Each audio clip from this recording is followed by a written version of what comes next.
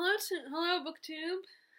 Welcome to Jack's Reading Corner. I am Jack, and I just got home from work, and I am definitely tired. I'm more so in my feet than in the rest of me, but I'm good here. It's time for a current reading update, and I'm going to share with you on what I will probably be reading tomorrow because I am off tomorrow. Oh, and of course, the sun comes out now. Let's get started. So, first, I finally started reading because I saw this is a little over 500 pages. I decided to read, finally get into reading this. And by the way, it's Tome Topple week, or weeks, I should say, because it's a 2-week readathon. And I haven't read much. I've only read the first three little chapters. And of course, this is the third one and final one in this trilogy. So of course, it picks up right where the second book left off. And our characters are basically in big trouble. And I don't know what's gonna happen. I mean, I'm pretty sure it's gonna end on a happy note. The good guys are gonna win. You can kind of guess how these things are gonna turn out. You know that they're gonna end happy. I mean, maybe someone might die, but most of the time these are gonna end happy. But what I like is this, despite the fact that it's a chunky book, it's still pretty fast read, and it does help that, again, it's short chapters, so. It has a section, and then it has a bunch of little chapters in between. I mean, of course, some chapters are longer than others, but most of them are pretty, decent size, pretty short, only a few pages, which I really appreciate it. I mean, and this is a fast-paced story, so. And I think I'm still debating if I want to keep this trilogy or not. I'm trying to. I can't really take out a big chunk of books from my shelf to make more room. And most of these books I haven't even read yet, or I've only just started reading them. And so far, these, I know, these to refer to the Marie Kondo method, these books spark joy so far. I mean, I will go through and get a select few books that I feel like after I've read them, then I'm like, well, do I want to reread this again? Or then there's the books that, I've had them for a while, and then I'm not sure if I'm still interested in them. And a lot of times, to justify myself, I go to Goodreads and look at reviews. Not the average rating, but I actually read reviews. 3-star reviews, particularly, because I think 3 stars is very in the middle. You don't love it, but you don't hate it either. You give an honest. It's not just a rant and I hate this book. This was so horrible. Or I love this book. This is the best book ever. It's not a gush or a rant. The 3 stars. It's average. It's in between. So I usually look at the 3-star reviews if I'm feeling guilty about getting rid of it, which I know I shouldn't. If I want to get rid of it, I should get rid of it, and if I want to keep it, I should keep it. But anyway, I don't have much to say about what's going on because, and I'm sure most people know what this series is about, the Shades of Magic trilogy. I keep thinking, like I said, I'm debating, do I want to keep it or do I want to get rid of it? I don't know yet, but I will, once I finish it, then I will make a decision. I hate when this happens. Now the sun's coming out. But I really, after, being on my feet at work for 4 hours, I just don't feel like going for a run. So I also, because I've decided that as much as I enjoy reading the series when I read it, I think once I'm done with it, I'm going to give it to Terry from Florida. I'm going to give the Outlander series to her because I feel like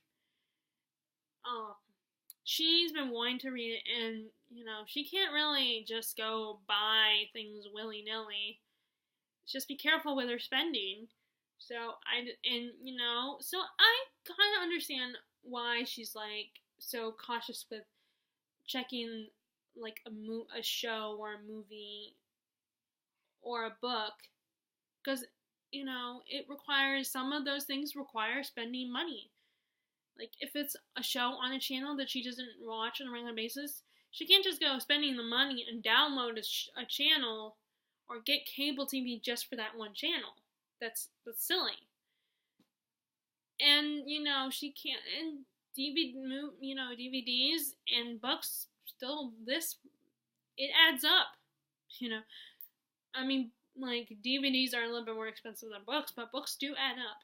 So I decided, as much as, yeah, I enjoy the series when I read it, and I'm not one of those people who's like, who has decided I don't want to read it anymore because there's questionable things in this book, like how Jamie treats Claire and certain, and I get people's criticisms, I do, but I still am enjoying the series, but at the same time, I'm not, like, desperate to keep it. So I'm going to finish out the series, and as I finish each book, I'm going to try, like, I'm going to give her the first 2 books, and maybe by the time I see her in June, I'll have this book done, and I can give her at least those 3. So what I'm probably going to have to do is, I was debating between, like, maybe I could send it with her birthday gift. But then that, again, another thing that costs money. So I think what I might do is put them in my suitcase when we go on the cruise, because she has been invited. And my parents said I can invite one of my friends, and unfortunately I can only invite one.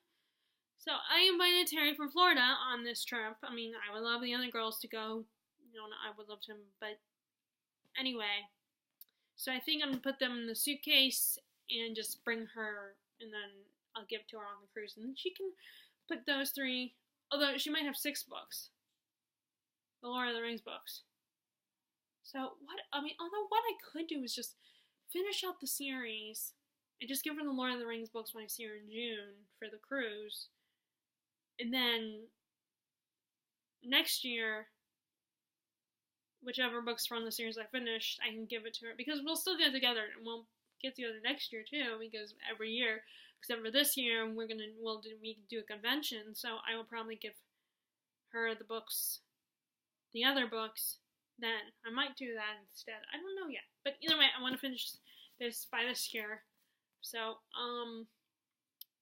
ideally the next 2 months. So I really should focus, but I just have such a problem because there are so many books that I have here that I need to read, that I've started and I need to get back into, or that I just have the desire to read now because I am a mood reader.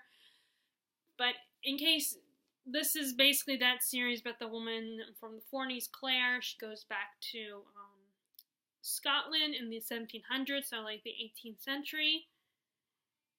And she gets mixed up with the Scottish Rebellion, the Jacobite Rebellion, I should say. And she ends up, to protect herself from the British Army, she has to marry a Jacobite, Jamie Fraser. And then they end up they do fall in love. And this is the 3rd book in the series. And so, like, so much has happened for those 2, and it's such a beautiful, epic story. I enjoy the plot, even though, because I feel it's not just focusing on the romance. Of course, the problem is that sometimes I wonder if, people think that Terry thinks that because, oh, you love Outlander, or you love Twilight, or you like Twilight at one time, so, oh, you say that you don't like romance, but then you read books like this. And this does heavily feature romance. I mean, it's about Jamie and Claire's relationship. And because of that, I say that, well, I don't want it to be the main focus. I want the history and the politics being the main focus. And this is kind of an exception, because it's equal. And I already got into it, and I liked it, so, but I just don't like being pressured to read. If I want to read a romance, or a book with a romance in it, where it's a central plot, then I'll do it. I'll choose to do it. But at the same time, I don't want people to assume that, oh, you say that you don't, but you're lying. You just say that, but you don't really mean it. But, like, when we have these discussions where because sometimes we end up getting into discussions, and sometimes they get a little argumentative. And I don't want to feel like her being like calling me out and saying, well, you read Outlander series, so why don't you, so, you know, you should read this and what I'm recommending. It's like, if I choose, I want to choose to read it on my own. I don't like direct recommendations. I prefer, that's why I like BookTube, is because they're not direct recommendations. They're people recommending books, but they're not directly talking to you specifically, unless you exchange pleasantries via the comment section.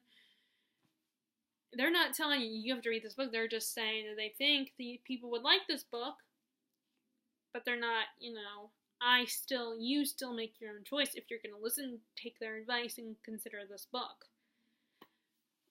But anyway, this is, like I said, this is the third book. And I think this one has a lot of, I don't know if this one is mostly going to take place in the 60s, or half the book is going to, so far it seems like half the book is going to take place in the 60s, but I mean, obviously you can tell I'm not very far. I've had a few false starts with this book. But right now we're kind of in the 60s. And I'm on chapter 5. So I need to really read this and get back into it. It's just sometimes also, like, these books this size are the only ones I can really bring with me to work. But I only get 15 minutes, so I don't get a lot of reading done. The Stand is a good one to bring to work because there's a lot of good stopping points and page breaks, but it's also a bit big inside, a big book. Like, not, it's still this size, mass market, but it's a little bit bigger in size than this, as far as width.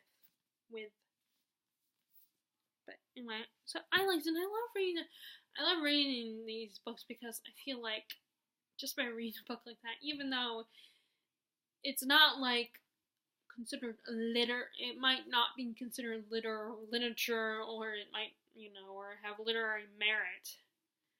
You know, it's still the way it's written. It feels very literary, or at least what I consider literary.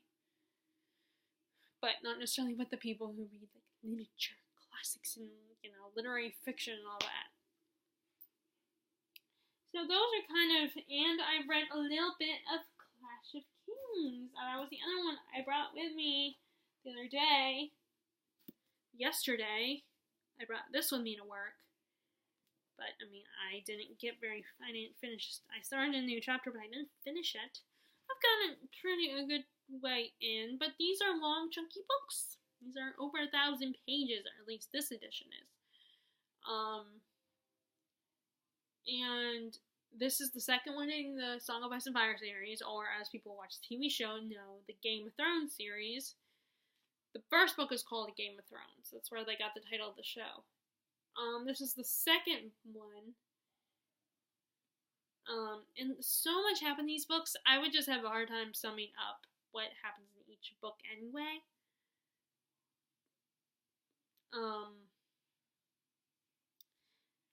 But most people probably know what the series is about anyway. It's, you know, all these people are fighting over the Iron Throne, which, as I always say, is gotta be the most uncomfortable chair on the planet. And then at the same time, there's this looming presence of these ice zombies, as I like to call them, that are coming, and these people are basically focusing on having these political squabbles. Well, people like Jon Snow are worried about this looming threat of the White Walkers. I just find it so funny that these people are all worrying about, you know, they're all fighting over who's going to run the Iron Throne, who's going to rule Westeros, and they're like, the ice zombies are coming. It's like, but finally, as far as the show goes, because as far as my reading goes, I haven't got to that point yet, but as far as the show goes, they're finally at that point where they are aware of the ice zombies that are coming. Because, I mean, like I said, this is a chunky book. So I'm reading, those are some of the books I'm reading for Tome Topple. And I also am kind of reading on and on, you know, I've been reading the other Stephen King book, not The Stand. I need to get back into The Stand, but Needful Things. I guess I should have just started with this one, but the only reason why I was like, okay, should I read The Stand or Needful Things? Because it's like I don't want to read this book right away because this is the one that I was the most excited about. I mean, I was excited about The Stand, believe me, I was, but this is the one that I was the most interested in reading, and you guys are probably thinking, well, why didn't you pick that one first? When I asked people, but I also want to, I might absolutely love this one too. I mean, I know I will because it's Stephen King, but I also kind of, wanted to I wanted to wait. I didn't want to read this one right away because I don't like to read something that I'm most excited about right away. I like to savor it and wait a little bit before I get into it. And again, I mean, come on, look how big his books are. They're all over like 1,000 pages long. So, but anyway, this one is basically a small town in Maine. I was about to say southern town, but it's not a southern town. It's actually a northern town. And there's this mysterious shop that opens up called Needful Things. And it basically gives you exactly what you need. But there's a price to pay. And, he doesn't, and the guy, Leland Gaunt, who runs the shop, doesn't ask for money. He doesn't actually ask, he wants something else. He wants people to do things, small little favors for him, which ends up being little pranks that are going to get out of hand. So I don't know if my theory is that he's going to be like some kind of demon or something, like some kind of devil. And that because there's one part where he talks, there's a lot of talk about souls or selling your soul, and I don't remember which person he was talking to, but I know that Gaunt and one of the residents of this town was talking to him about, selling your soul, and he was like, would you sell your soul? So I think this guy is a demon, going to turn out to be some kind of demon or something. And like I said, as I was reading it, I was picturing Robert Carlyle as the character because it reminds me of a more evil version of Rumple. Because Rumple, well, you know what? I'm not going to go into that because I don't want to start talking about once because I talk about once for hours. But anyway, so I haven't got so far. He's been basically giving people things. Gaunt has been selling people things, and we've had our first trick performed. Our little prank. One of the very first customer, this 11-year-old boy, who apparently is a Jones for his teacher. Sorry, I got like a hair. It feels like I have a hair on my mouth, in my mouth. He played a prank on one of the women in town. He put like mud all over her laundry, hanging laundry. That's what he was asked to do. And Gaunt is slowly asking different people to pull little pranks on different residents of the town. And I think his intention is to get these people fighting amongst themselves, committing horrible crimes against each other out of anger. That's my theory, that's what he intends to do, that he intends to get these people to, he intends someone to pull these pranks and they'll blame other people that they know don't like each other. Like, we've introduced this rivalry between this woman, the woman that the kid put the mud on her laundry, threw the mud in her laundry. She has a rivalry between another resident, this woman, I think her name is Nettie, who's very shy, very sweet, had an abusive husband, and there's this tension between the two of them. So I'm thinking what Gaunt is expecting is that the woman who gets the dirty laundry is going to blame Nettie. Her name's Wilma. I don't know how to say her last name. And I think he sent someone else to pull a prank and go after Nettie, do something to Nettie.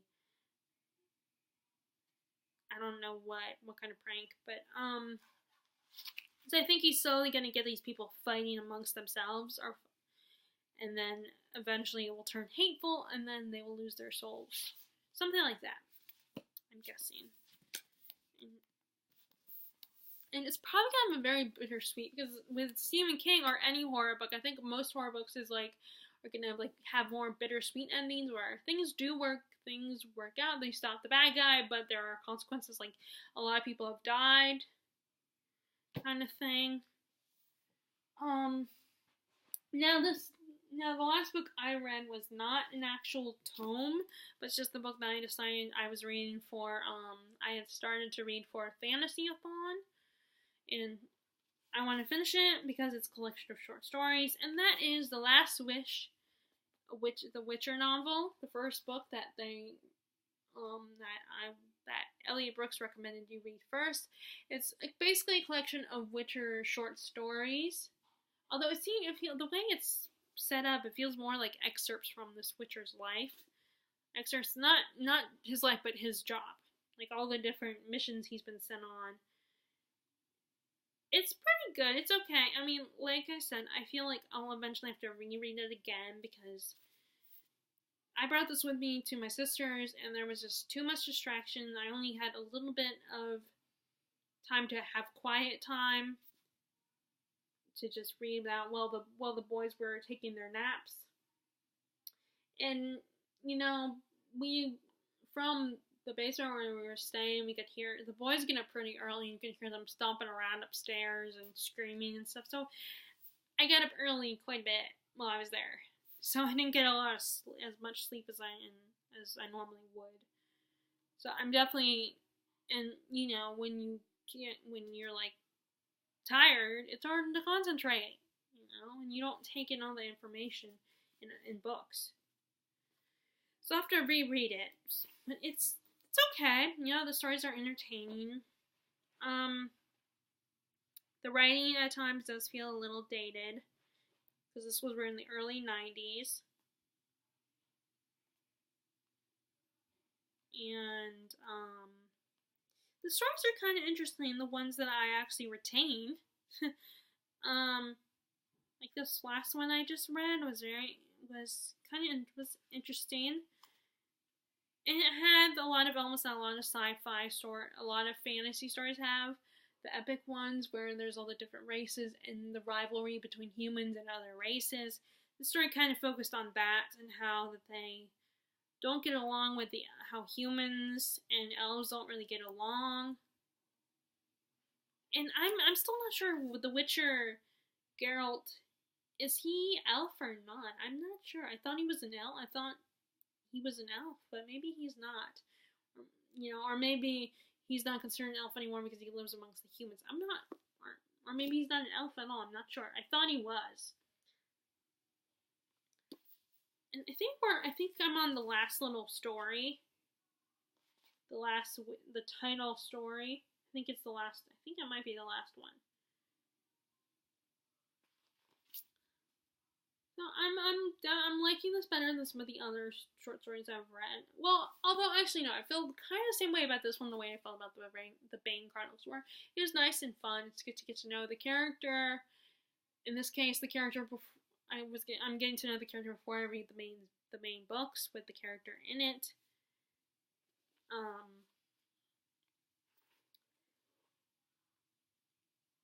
It's a little darker and more dense than Magnus Bane's stories, because The Witcher, this guy, he's a little more broody and serious, while Magnus kind of has snarky. I mean, he's a little broody. Magnus can be broody too, but he's a little more laid back, has fun, and is incredibly snarky. Although, The Witcher, Geralt is definitely sarcastic at times. He's very like blunt and honest with people. When he doesn't approve of the way they're going about things, he will tell them straight up. But it's pretty good. Like I said, I'm almost done with it. So that's not a tome, obviously, but like I said, I want to get it done so I can. And I think I don't know if it might happen after the cruise, but there's another book from that series. That's another collection of short stories, Sword of Destiny. that I don't know if I'll read it before the cruise or after the cruise. Because, I don't know how much I could get done in 2 months. Because I'm a slow reader. So I did bring, when I went to, I think I already talked about this, but I did take this down. I did read a little bit of The Shining. I mean, I haven't lately. I've just got I'm still on chapter 18. I haven't read the book lately. Where's American Gods? That's the book I read this morning. Let me go ahead and talk about that, since that's the one I actually read this morning. I go find it. Oh,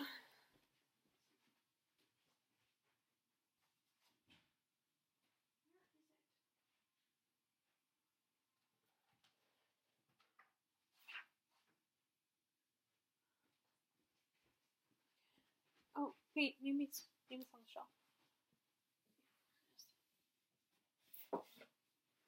So this is the book I actually read this morning, American Gods. And he was, the last little bit I read, he was propositioned by some of the new gods to join them. They keep approaching him, approaching Shadow, and trying to convince him to join their side. But his thinking is that at least I may not like the old gods that much, but at least they're honest. They tell you straight up. They don't try to manipulate you. They don't lie to you. And that's why he's sticking to their side of this war. And we also got a little sides. There's a couple bits and stories where we've interacted with some people. Random people that, like some of them have been victims of the new gods. This one guy met this one Middle Eastern guy, Salim, I don't know how to say his name. He worked for his brother-in-law, and his life kind of was miserable, and I think he had anxiety. That's the impression I got.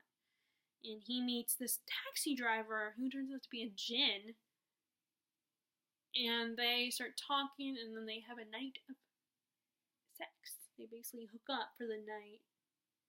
And then I don't know what happened. Again, this is when we get to these parts where it's the parts that say somewhere in America. We get to these scenes where I am not understanding what just happened. It's very, I don't know how to. Now, I don't think it's necessarily a bad thing or a good thing either. I think it's just confusing, and maybe I'll get an explanation later. But I don't know if him and the Salam and the other guy, the djinn, did they switch places or something?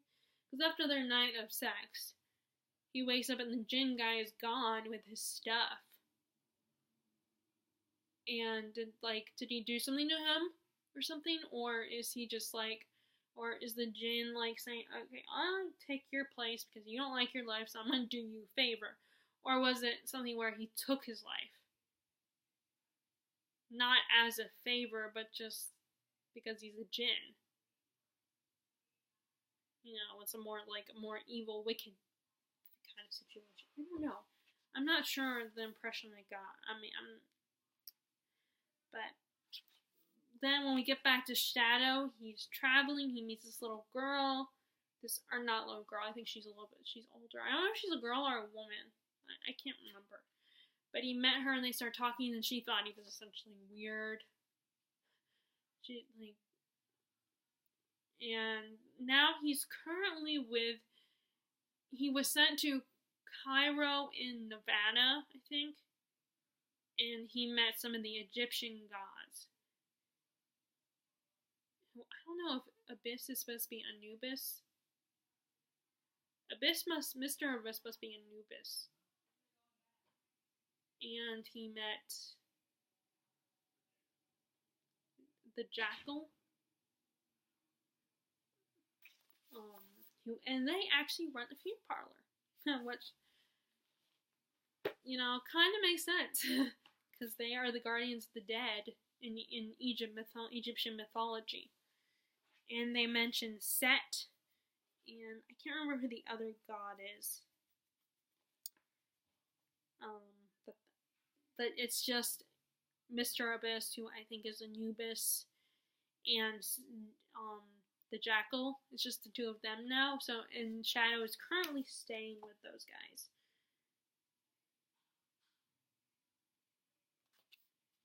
And he's earning his keep by working at the funeral parlor. There's a lot of things that happen that and it probably doesn't help that I've been reading this book kind of on and off. So one day I will read it all the way through, but I don't know if that will ever happen because that's the problem. Big books like this, I never read. Like, I can't just read straight through. I have to read other things. And so some of the other books I want to read, Dune. And I need to read the Dwarf story, and I need to read Lives of Locke Lamora and Kings of Wild, the Orcs story.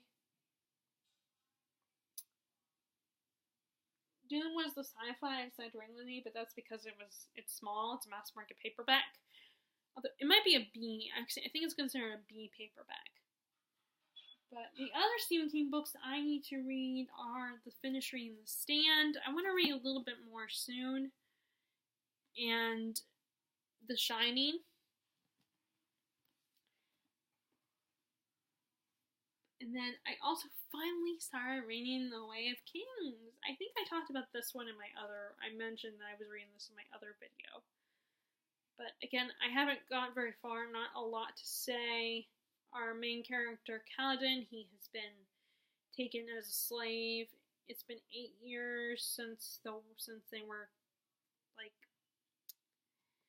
training to prepare for it to be soldiers in the king's army. And he is caught because he kills this one guy, and the guy's brother that he kills ends up taking him as a slave. And then eventually he goes from master to master, and now he's heading in the direction of the king's army, which is where he wanted to go in the first place. And then we're also introduced to the other character, the woman who's looking for the princess. But it's kind of hard because, again, I haven't read a lot. I mean, it feels like a lot, but it looks like a lot, but it's not. On chapter 5. It's funny because it looks like you read a decent chunk, but then you look and you realize, oh wait, no I didn't. I didn't read a lot.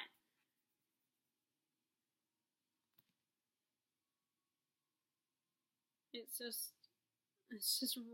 really funny that with these kinds of books, it feels like you read a lot, but then you look and you realize, no, it's not a lot.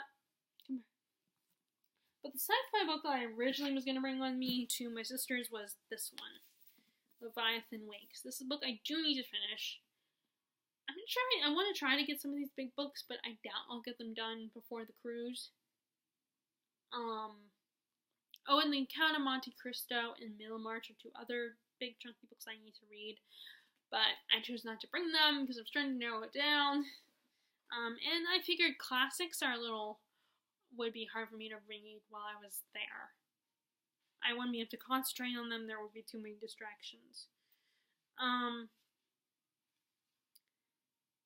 But I've read a little bit more in this book than the other books, the last two books, like Way of Kings. But I still can't really sum up exactly what's going on. Again, my problem is I'm reading so many books that, as much as, I don't get books mixed up, and I can, but it does hinder how much of each book I get read, because I'm thinking, oh, I have to read this one. Oh, I've neglected this one. I need to read this one. Or, oh, this, I was just thinking the other day how, I was watching one of my favorite booktubers vlog, and she was talking about how she was actually reading The Last Wish, and I was like, oh crap, I gotta get back to reading that one too. It's as soon as a booktuber brings up a book that I've been meaning to read, it's I feel like, oh my god, I've neglected that book, I should read that book. So I need to get back into this one as well. So that's currently what I'm going on with my reading. We have, I think, one more week to go for Tome Topple. So I'm probably not going to finish any tomes for Tome Topple, but it's still kind of fun, and it's a more laid-back read one anyway, because, unless you're almost done with the book, or if you're a fast reader. And I shouldn't even complain that I can't read as many books as some of the booktubers, because it's my own, as I've said before, it's my own fault. There are plenty I could read all day if I chose to, but I'm not that kind of person. As much as as passionate as I am about reading, believe it or not, I like to do other stuff. And yeah, maybe getting lost in the black hole that is the TV or a marathon of movies or the internet is not necessarily a good thing. It's not. I feel like I'm slowly working on getting a balance. But it's just a tag. I thought there was something like in a pocket or something. Anyway, would love to know what you guys are reading. If you are participating in Tome Topple, would love to hear what you are reading for Tome Topple. And if you like this video, be sure to give a thumbs up. Click subscribe if you haven't already. And I will talk to y'all later. Bye!